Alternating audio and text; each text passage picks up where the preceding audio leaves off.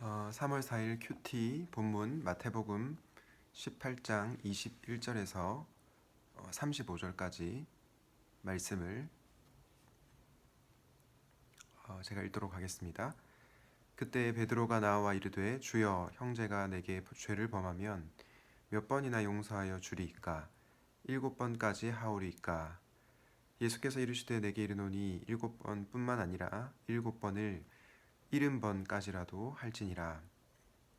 그러므로 천국은 그 종들과 결산하려 하던 어떤 임금과 같으니 결산할 때에 10,000달란트 빚진 자 하나를 데려오매 갚을 것이 없는지라 주인이 명하여 그 몸과 아내와 자식들과 모든 소유를 다 팔아 갚게 하라 하니 그 종이 엎드려 절하며 이르되 내게 참으소서 다 갚으리이다 하거늘 그 종의 주인이 불쌍히 여겨 놓아 보내며 그 빚을 탕감하여 주었더니 그 종이 나가서 자기에게 100데나리온 빚진 동료 한 사람을 만나 붙들어 목을 잡고 이르되 빚을 갚으라 하매 그 동료가 엎드려 간구하여 이르되 나에게 참아 주소서 갚으리다 하되 허락하지 아니하고 이에 가서 그가 빚을 갚도록 옥에 가두거늘 그 동료들이 그것을 보고 몹시 딱하게 여겨 주인에게 가서 그 일을 다 알리니 이에 주인이 그를 불러다가 말하되 악한 종아 내가 빌기에 내가 내 빚을 전부 탕감하여 주었거늘 내가 너를 불쌍히 여긴 것 같이 너도 내 동료를 불쌍히 여김이 마땅하지 아니하냐 하고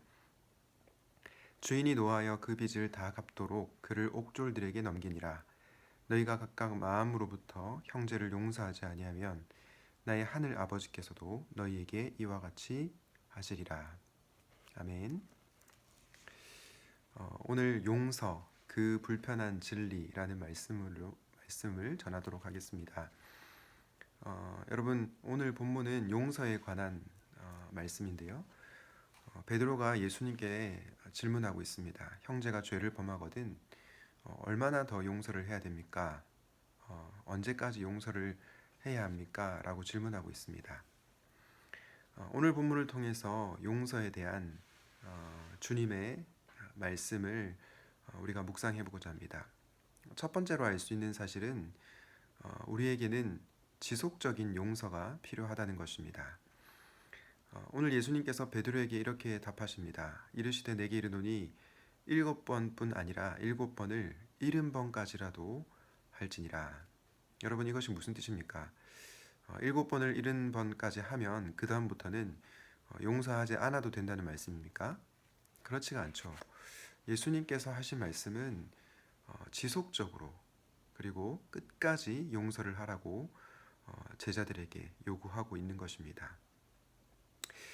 우리 주님께서 당부하시는 그리고 우리 주님께서 요구하시는 이 용서는 단순히 일회적으로 그리고 몇 번 하는 것이 아니라 지속적인 용서를 강조하고 있습니다. 여러분 혹시 여러분들이 용서하지 못하는 그러한 자들이 있습니까? 부모님이나 친구나 혹은 다른 사람들 중에서 용서하지 못하는 사람들이 있습니까? 그 사람들에 대해서 내가 한 번은 용서했다. 몇 번은 용서했다. 그것으로 만족해하고 있습니까? 그렇다면 우리는 주님의 이 명령을 따르지 않는 것입니다. 오늘 우리 주님께서 뭐라고 말씀하시냐면 7번뿐만 아니라 7번을 70번까지라도 하라. 끝까지 지속적으로 용서하라고 요구하십니다. 저와 여러분이 이 용서가 참 쉽지 않지만 지속적으로 용서할 수 있는 그러한 저희가 되게 해달라고 기도해야 될 것입니다. 두 번째로 우리가 알 수 있는 사실은 우리에게 마음으로부터 우러나오는 용서가 필요하다는 것입니다. 마태복음 18장 35절 말씀을 다시 한번 보겠습니다. 너희가 각각 마음으로부터 형제를 용서하지 아니하면 나의 하늘 아버지께서도 너희에게 이와 같이 하시리라. 여러분 좀 무서운 말씀이죠. 우리가 용서하지 않으면 하늘 아버지께서 너희에게 이와 같이 하시리라 말씀하고 있습니다. 그런데 전제가 있습니다. 마음으로부터 형제를 용서하지 아니하면 이라고 얘기합니다. 우리가 형식적으로 용서할 수 있습니다. 겉으로 표면적으로 용서할 수 있습니다. 그러나 우리 주님께서 그거보다 훨씬 더 높은 수준을 요구하시는데 우리의 마음으로부터 나오는 용서를 요구하십니다. 이 마음이라고 번역된 헬라어 단어는 카르디온이라고 하는데 심장을 뜻하는 단어입니다. 여러분, 우리가 심장으로부터, 마음으로부터, 중심으로부터 용서해야 한다고 우리 주님께서 말씀하십니다. 여러분, 우리 주님께서 두 가지 당부를 하셨습니다. 지속적인 용서를 하라. 그리고 마음으로부터 용서를 하라. 그러면 여러분, 우리에게는 이런 질문이 생깁니다. 어떻게 한 번도 아니고 지속적으로 용서할 수 있습니까? 그리고 어떻게 마음으로부터, 심장으로부터 용서를 할 수 있습니까?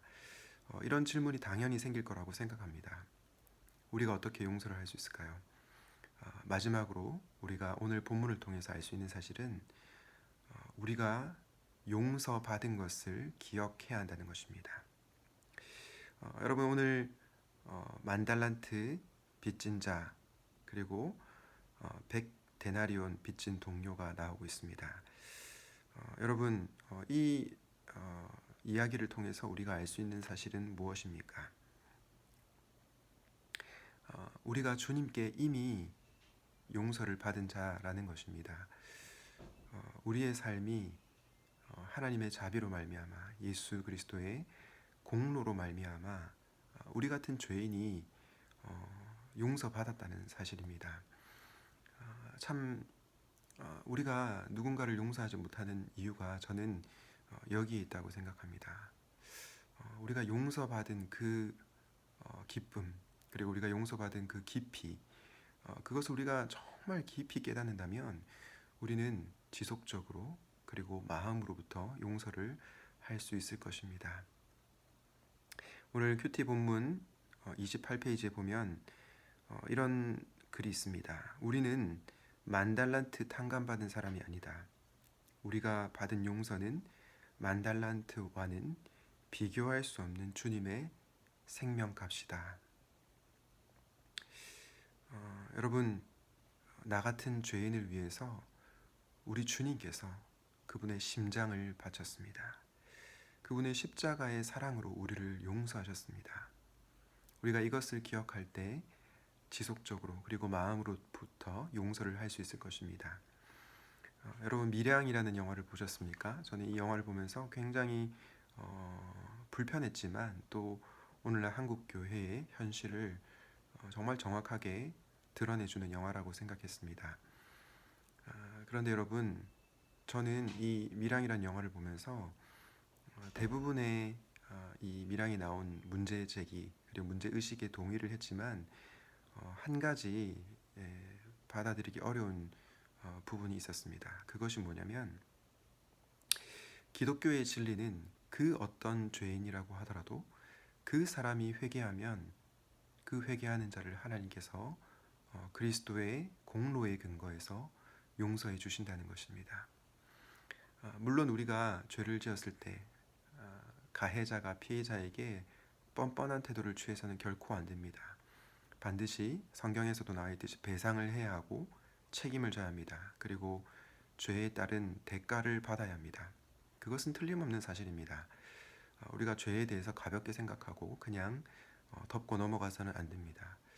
그러나 성경이 말하는 진리는 그 어떤 죄인이라고 하더라도 그 사람이 진실되게 회개하면 하나님께서 용서해 주신다는 것입니다.